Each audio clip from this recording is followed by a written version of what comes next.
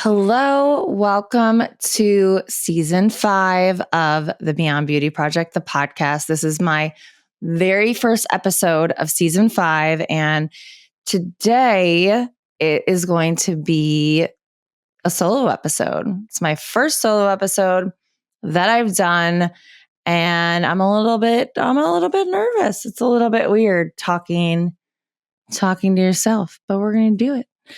I was reflecting on how far I've pushed myself out of my comfort zone, which has all been wonderful. But since I started and when I first started doing podcasts, and these would be with my friends, my first season, there's a lot of people that are there's a few people that aren't, but there is a lot of people that were my friends. And I would be so nervous. So it hasn't always been comfortable for me to put myself out there.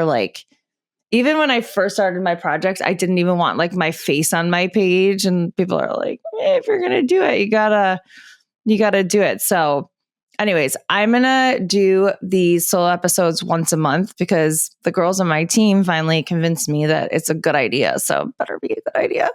But today I'm just going to tell you a little bit about my story, where I came from, how I started this project, and where it's going. So ready to dig in? Let's do it. Okay. I can't. I'm going to just make myself laugh. So I guess we'll just start from the beginning. And I grew up right outside of Detroit, Michigan. Grew up in a very busy household, I would say. My dad was married before he had met my mom. And so I had 3 older siblings. And then I have a twin brother, Brad. And my dad worked a lot. He worked for a lot of years, 70 hours a week as a welder at Chrysler. And my mom got diagnosed with multiple sclerosis when we were 5 years old. And she was in a wheelchair pretty closely after that. So, my brother and I, my twin brother and I, because we were much younger than our older siblings, I would say, learned how to be resilient and be scrappy and do things for ourselves at a pretty young age. I can't remember I think even by junior high, we were waking ourselves for school. And I would always drive my brother crazy because I was always so late because I had to do my hair. I had to rat it was when you would do the fishtail thing. It was a lot of work, But so anyways, I was the only other girl in the house, I would say. So I spent a lot of time with my mom, just helping her get dressed. And I really saw this effect that my mom was beautiful. She was tall and she was a hairdresser and she loved girly things. And, as she lost her body to this disease, and she also lost her confidence and she lost her mental health. And I really spent so much time either shopping with her and her just being so frustrated that her clothes wouldn't fit, in her bedroom. And it was, I see now in hindsight, how that made a big effect, almost probably was planting seeds even for what I do now. We never know, but I can remember from a young age being really grateful that I had legs that worked. I can remember probably 10 saying dear God, I'm so grateful that my legs work. Thank you so much.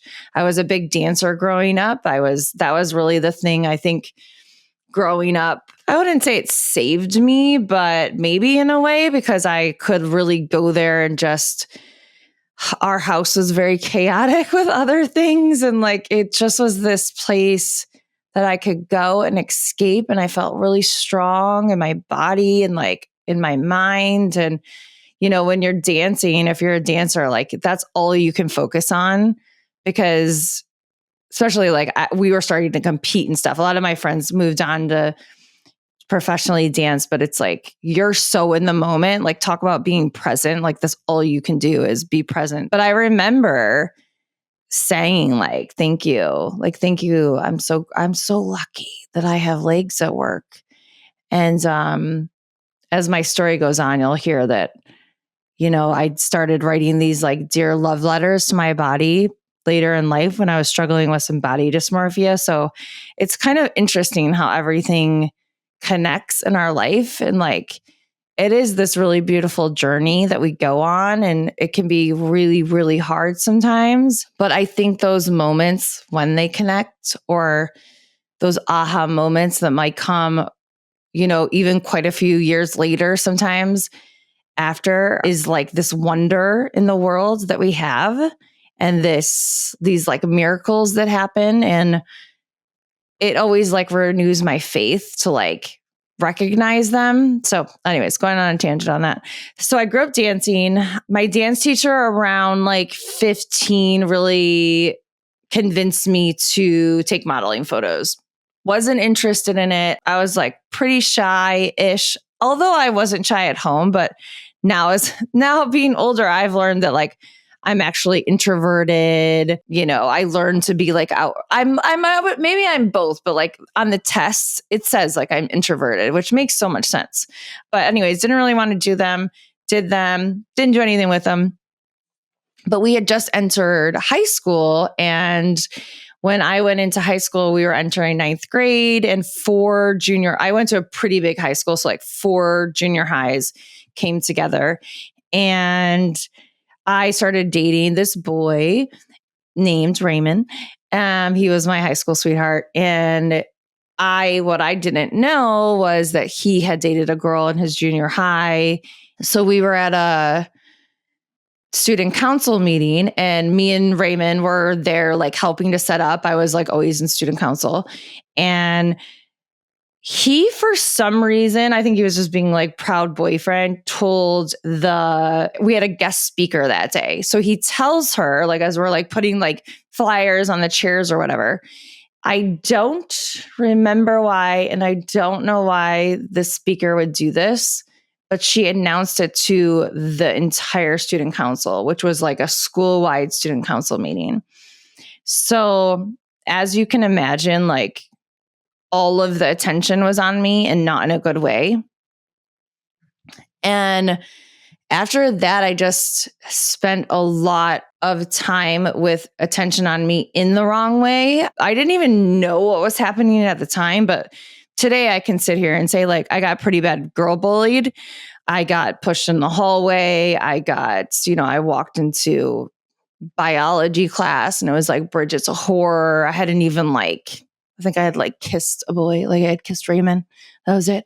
I was so innocent. But it really started this journey for me of caretaking. It started this journey of like extra proving that I was nice, that I was, fun. Like I just wanted, like I was nice. It was the first time in my life I really was like, what am I doing? Like, what's wrong with me? It must be me. Because I couldn't see, I was too little. I couldn't see that like they thought I had something because of like the modeling photos or the way I looked, or, maybe they thought I was a model, I guess they thought I was a model at that time, which I wasn't really, I just went on a long journey, and in a way, it really bonded me with some of my best friends today, because they were the ones that really like stuck by my side. And it was hard. Like I spent a lot of time questioning myself, trying to prove myself. I was sad a lot. I don't think my parents really understood it. So if I talked about it at home, it was just like, oh, just like ignore them. But it was like really deeply painful. So that was another reason why I really loved that I had dance, like I could go there. And that's something I really try to like cultivate for my daughter now, is like have like different groups of friends, So I never did anything with modeling photos. And then around 19, I was going to school full time. I was working full time at Big Boy headquarters, Bob's Big Boy with the burger. I was the vice president of purchasing, you guys. I guess I was. Didn't even know how to type, but I would go home. I would literally go home. I'm not even kidding. and get my mom's typewriter out. And I would just like practice typing. I was the worst secretary ever. It's okay. So I'm working full time. I'm going to school full time. I'm like, is this real life? Like, what the heck? And I have this thought one day. I'm like, maybe I could model. Like, maybe I could model and just make like an extra $100 a month. I was helping to pay for my college. My dad was still working 70 hours a week, so I'm like, maybe I could make like a better life, for myself. So I find the photographer that's like the best in Detroit, Emin. He's still one of my buddies. And he takes these photos of me and he's like, you could travel working. And I'm like, travel? Like I hadn't even been on a plane. So we take these photos, we put together packages, like put them in envelopes and like write the address on and take them to the post office. And we send them all over the world. So I come into work on a Monday and it was like my boss's assistant. He basically like hands me a stack of faxes from all over the world saying like, we'd love to represent you. And I'm like, what the heck? Seriously? And then they would like keep coming in like the next few days. They would like sprinkle in. I'd be like, he's like, so I guess you're not. Like he handed it to me. He's like, I guess you're not working here much longer. And I was like, maybe not. So I packed up my bags and I moved to Miami. I packed literally my whole room. I had no idea at this time that models packed light.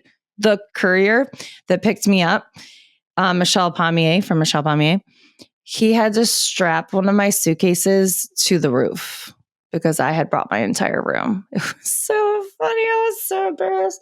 He was like, you clearly, I was like, I'm from Michigan and I brought my whole room. So yeah, so I started in the industry.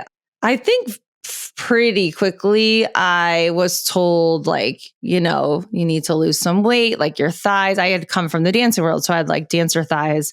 And it was like the first time really I would say I thought like, like something like is something wrong with my body? Like I don't know.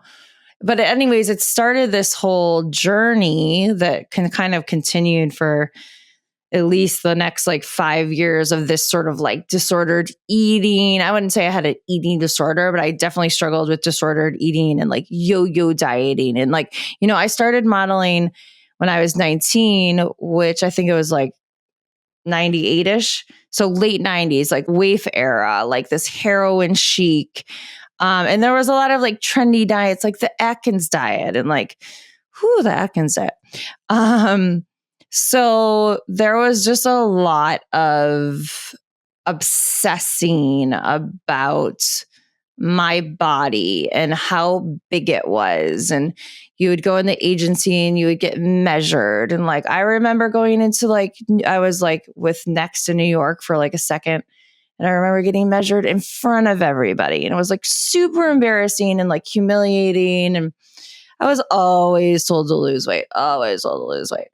But I also had I had a great career. Like even in the beginning, even with my yo-yo dieting, like I always did really well, thankfully. I had so much fun traveling around that time. And I got to see, like I lived in South Africa and Germany and Australia and all over Europe, Paris, Milan, and obviously like Miami and New York. So I had so much fun too, but it was definitely this thing. So around 25, I was like, you're not healthy. You are partying way too much. I needed to get back in tune with me. I was so disconnected from myself that I almost didn't know who I was anymore. So I moved back home and I was just kind of wandering around for a little bit. And then I remember my twin brother, Brad, he's like, I'm going to get my certification in personal training. And I'm like, I'm going to do it too. We did it together. I would make him study with me. He's smarter than me. I would like, just explain the muscle again, And so I did that. And then I worked as a personal trainer for a while. I would still model a little bit and I would model locally, but it was this beautiful time where I didn't have any pressure to look a certain way, to be a certain way, to act a certain way. And I got so in tune with myself that my body just like naturally landed where it was supposed to. And I was young and I have I'm like naturally taller and I've always been naturally thinner. So like my body just sort of like fell into like being able to work in the modeling industry again at that time. So I ended up going back. I didn't stay away too long. I tried to like be a waitress. I was really bad at being a waitress. Even my dad got mad at me when he would come in. I couldn't multitask like that. But so I went back and I remember saying to my booker, who's also she's one of my best friends. I just said, if I'm going to come back, I have to work where my body like fits in. Like I cannot like squeeze her in a box anymore. And I made a couple rules for myself. And one was like, I won't do lingerie and I won't do swimsuits. And it was just simply because it triggered me. And I wanted to really protect and be nice to my body and my mental health. I don't even know if I understood it completely, but so I made those boundaries. And I went back to work and I feel like I went through almost this like spiritual like journey these next few years because I guess, I lived by myself in Manhattan and I really wanted to prove to myself that I could do it. I worked really hard. I would be up on a Sunday, like I'd be like going to the gym and then like the gym wouldn't even be open. I was like, darn it. But it was also this time where I started therapy and oh my God, I did therapy and I did like every Tony Robbins, thing I could do. I did Tony Robbins coaching and then I met his son, ended up being my coach. So we ended up being friends. And I just went down this whole like kind of, I guess, like they called it then like self-help like journey, but it was really this like spiritual journey and this like coming home to myself and really learning who I was. Like, who was I? Like, what did I want to be? What did I want to create? And I just like nourished her. I nourished myself so much. Like, I think back, I have really great memories. I was still like referred to as like healthy, the healthy one on set. That was always like, oh, you're so healthy. I'm like, oh God. It really just meant that I was bigger. So I still like, definitely had this pressure, but I think I was like a little bit older and I really learned my body and how I could sort of like keep it and manipulate it to what it needed to be. I always still had the belief of like, you should be a little bit skinnier and if you were a little bit taller, and I think when it happens at such a young age, it's ingrained in your mind. But I loved the agency I was with and I have for the most part, I have really good memories of the industry. And I don't know, I really like that time. So I met my husband and we fell in love very quickly and we got engaged and we were planning our wedding and my mom at this point had already become bedridden. She could get up, but for the most part, she was bedridden. So we're planning our wedding and a couple months before I get a call from my dad and he says, Steve is going in to have emergency brain surgery. There's a brain tumor sitting on his brain stem. And that's why he's been falling because we had spent the last couple of months like figuring like they thought he had high blood pressure and then they thought he had the flu and then he started falling. So he does that. My other brother, my twin brother, I believe he used to be in the UFC, which is so cool. And I think he was fighting in California. So my dad was like, whatever you do, like, don't tell Brad. And I hope I have that story right. Brad will know if I have that story right because Brad remembers everything. I don't. I'm like, Brad, how old are we this year? But yeah, so my brother went in for emergency brain surgery. And soon after that, we had to move my mom to a nursing home because really my brother had moved back home at some point and he was really helping like lift my mom up and stuff. And my dad he just couldn't do it. He had a really bad back and he was a little bit older. And so we had moved my mom to a nursing home and she like went downhill really fast. She had to have this surgery that just sort of went really wrong. And so cut to like 2 days before our wedding, my mom was in hospice. And we did our vows like in her hospital room. My cousin Terry Jo like officiated it. She's not an officiate, but And the blessing that ended up happening was that my brother could come to my wedding. So I danced with him that night too. We've Got Tonight, which is a Bob Seger song. It's very special to our family. And my mom passed away 2 months, almost 2 months after our wedding, 3-ish. And then my brother passed away like 8 months later. And then I got pregnant with Scarlett, and then my dad passed away. So I have Scarlett. I am like postpartum, or like I just lost my whole family. I'm not really sure still. Maybe a combo of both.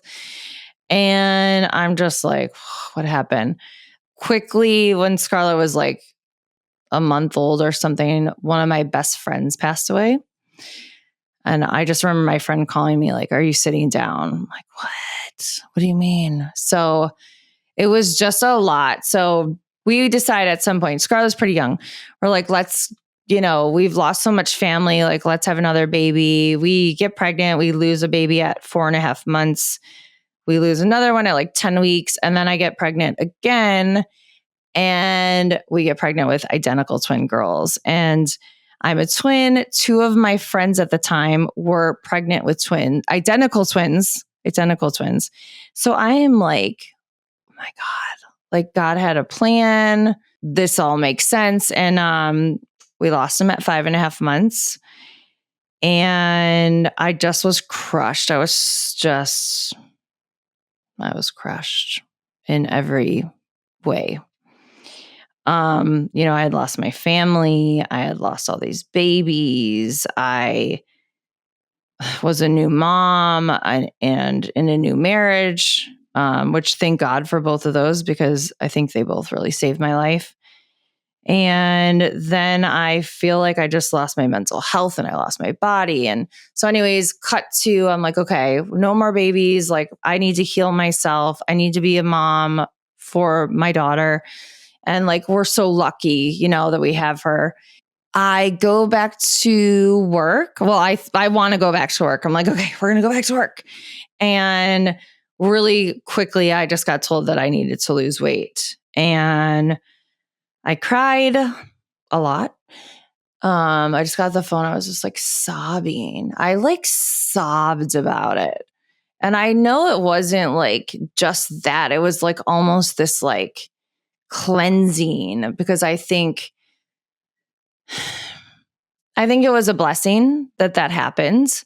But I didn't understand. I was like, well, like, I don't know. I'm like 41. Like I had been through stuff. I'm a woman that has like had pregnancies. Like, why can't I have like a little bit bigger of a body? I think I was like a size 6. So it's not like my body was, just to put it in perspective. And I don't know. I slept on it for a couple of days and then I just decided to walk away. I was like, I really need to heal myself. I need to heal my body and my mind and my spirit. I had lost like a lot of my faith at that time. And I knew that I needed separation from any judgment on how it needed to look. So I walked away. I also had this pretty defining moment where Scarlett was in my closet with me and I was having like full on body dysmorphia. And she's sort of like, Mommy, what are you doing? And I was like, trying on all my jeans and I'm like, I'm going to fit. Like, no, this one fits, and like so frustrated. And when she said that, I sort of snapped out of it and I'm like, what am I doing? What am I doing? Like, I'm doing the same thing I watched my mom do. And like from that moment, I can remember my husband came home and I was like, I will never do that again. I will never do that again. Like, I clearly was like in pain and I was hurting and I needed like so much love and I needed support, but I wanted to protect her. And the way I knew how to do it at the time was like to not talk about my body in a negative way in front of her, not let her see me like obsessively body checking or changing my clothes a million times. It's like even before I had like went on to study like body image and eating disorders, it's like I knew I was like, I'm not doing that. So yeah, so I walked away and I started the Beyond Beauty Project. The Beyond Beauty Project. And so I walked away and I just started journaling. I started sharing a lot on my Instagram about like these like, hopeless feelings that I would have in my mental health. And it started with me like sharing like, this is my favorite chapstick. Then I was like, I don't like that. I don't want to do that. I feel like I needed like a lot of separation from like my modeling kind of persona. And I really wanted to find my voice. I wanted to find my intellect. I wanted to find, like what was this project going to be about? What did it mean? So I did a lot of journaling and I wrote a lot of Dear Body letters at that time because I was also healing my sort of body dysmorphia. I had like legit body dysmorphia where I remember like looking in the mirror and feeling like I was looking in like a funhouse mirror. It was wild. Like I couldn't see myself properly. And so I did a lot of like, I would wake up early before Scarlett got up and I would make my coffee and I would just sit down and write like, Dear Body, I love you. I love you. Like, thank you for naturally healing and thank you for my legs at work. And guess what? Like it connects. So when I was little, like it's just it all, So I started a podcast. I started a podcast and I didn't even know, I'm not kidding when I say this. I literally didn't know how to make a file folder on my computer. And now I'm like, I feel like I'm kind of techie, but I just freaking started it. It's like, if you want to do something, just start it. Like when people say that, it's so true. Like you just have to start it. You're going to be scared. You're going to be scared a lot. I was terrified. Like I remember I was interviewing Rhonda, who's my very first guest. You should listen to her show, who is one of my best friends for life. Like I met her in Miami when I was 19. She was my roommate. And me and Rhonda, we've been through a lot together. And I'm like, I was nervous because I think I just hadn't used my voice in so long. Like I was a dancer, didn't use my voice. I was a model, you don't use your voice. And if you do, it's like you're told how to act, how to look, how to be. So I am in love with what I'm doing. So during that sort of like journey of like my 20s and stuff, I had gotten my holistic health certification. I've read like a ton of books and like I really started studying this sort of like mind body connection. And since I've started my project, I've added on my eating disorder cert and my body image cert because I always say like I'm healing myself along with all of you guys. And I think that's like the really cool parts. Like how lucky am I that I get to heal myself while I help you heal yourself or help you support your child or children or your family. And I don't know. I just feel really lucky. I love what I do. I feel completely honored. Like, it's just the fact that I found something that I love so much. Like, I work like morning till night a lot of days, which maybe you could say I'm a workaholic now. I don't know. But I'm doing something I love, and it's like bettering me, and it's bettering, other people. And I feel like I've just started, even though I haven't just started, but like I feel like that a lot. I'm like, oh my God, this is so fun. Like, what else is like, what's on the horizon for us? But yeah, so I started with a podcast. I'm season 5. This is season 5, guys. And I remember I had a really good friend say to me one time, he was like, I think it was like, it's proven that if people get to like episode 35, I could totally be wrong on that data, like you'll like continue for a long time. So do you know that I just finally looked at our podcast analytics because I never wanted to stop. I was like, just don't look at them, just keep doing it. But I love my podcast because I'll like read people's books, and then I learn from them. And I really take it as this like education and connection. I've connected with like the most beautiful people. So yeah, so I initially started doing like some of these workshops and like keynotes organically. I was getting asked to do them, and I was like, sure, yeah, I'll do that. And now I've taken this moment. I took a moment a little while back to really pause, get these extra, educations, and really build out some really, really good content and tools and material for you guys. We have Be Beyond, that's preteen and teen.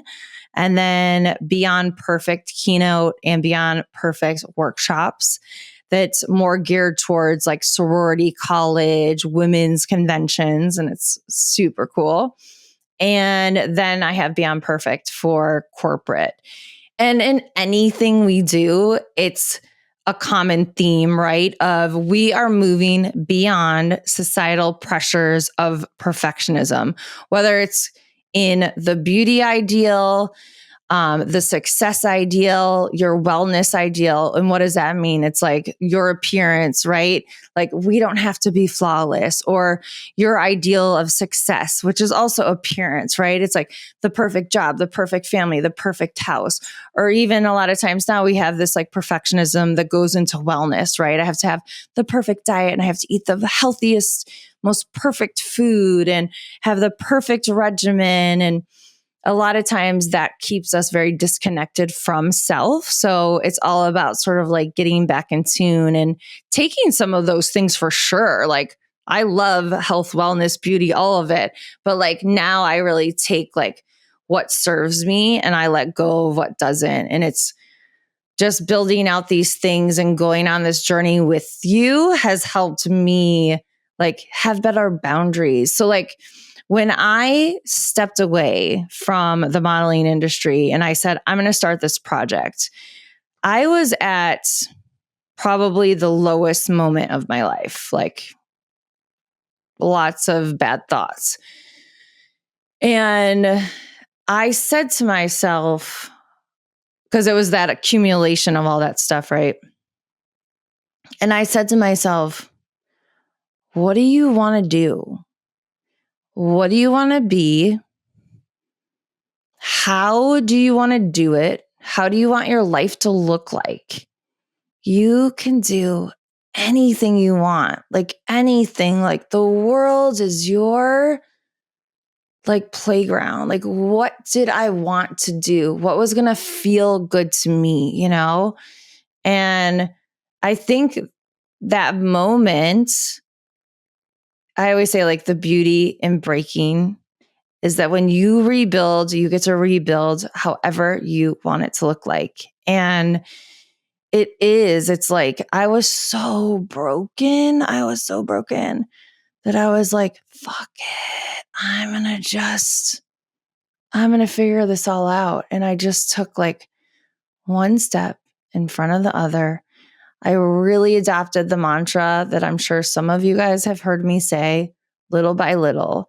And it would be like, sometimes it was just like one foot in front of the other to get my daughter to school.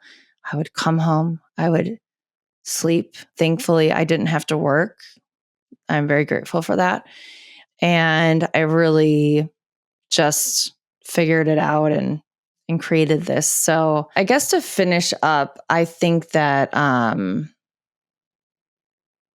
there's been so many beautiful people along my journey, especially this like kind of, I guess, like next chapter of my life that started after that rock bottom. And like everybody from like my therapist to my best friends to my chiropractor to my husband to people that helped me start BBP and or who was like, okay, I'll be on your podcast. And I had no idea what I was doing. I'm just like so grateful. So grateful. And I've healed so much, like so much. And I think we can live for a really long time feeling like we have to be perfect and we have to do everything the right way. And if we stop for a second and we say, am I happy with how that's going? Do I want to do it that way? We might get a different answer. So it's like taking those little moments, whether it's throughout your day or, baking in those little, I guess, like moments maybe to journal or whatever, that can really just make you pause and get present and check in with what you want and what you need and what you deserve. So I'm so grateful that you're here. I am so excited for the journey that we get to go on together. We have just begun. And yeah, I'm just really grateful. I will see you next month because we're going to do monthly ones of these, you guys. I'm not going to talk about myself. Well, I'm just going to talk, but that was like a lot, right? That was like the whole story. I probably forgot some parts, but I hope you enjoyed it. Okay, I will see you next month. Don't forget to connect with us on LinkedIn, on Instagram. Leave us a review. We love to hear from you, and I'll see you soon. Thank you for listening or watching Beyond Beauty Project, the podcast. If today resonated with you, pass it on to a friend. And to keep the conversation going, check out the workshops that I facilitate. For preteens to adults, we challenge perfectionism, we redefine confidence, and we really get back in tune with our minds and our bodies. I also offer keynotes for colleges and corporate, where I provide thought-provoking talks about redefining success and getting back in tune with your true self and your true genius. Subscribe to our newsletter where you can keep up to date on everything BBP related. And as always, we love to hear from you. So drop us a review, send us a DM, and I will see you next week.